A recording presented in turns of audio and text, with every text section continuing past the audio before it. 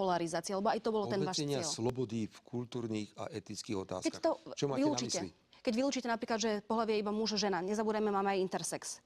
Čo sa týka práve tých pohlaví. Takže keď už tam dáte muž, žena, to už To som sa kde automaticky... našiel teraz? Ešte raz.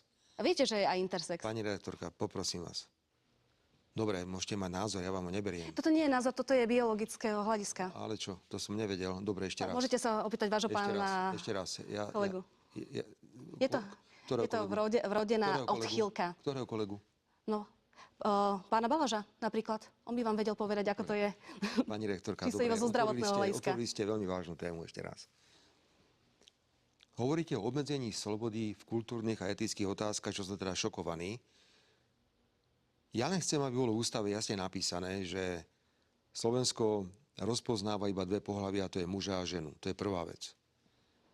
Ak vy uznávate niekoho, kto sa považuje za vrtuľník, psa alebo lampu... To je rodová identita, to je rozdiel, pán premiér. Ešte raz. Je to presne o tomto. Videl som niektoré veci, kde sa človek postavil do kúta a tváril sa, že je lampa. To je stále rodová identita. Prosím vás, ešte raz. Máme muža a ženu. Dobre?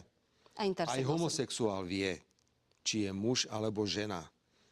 Pokiaľ ide o ďalšie veci, my do ústavy chceme dať presné ustanovenie zo zákona o rodine, ktoré hovorí, že pokiaľ ide o adopciu detí, tak adoptovať deti alebo osvojiť deti môžu iba manželia.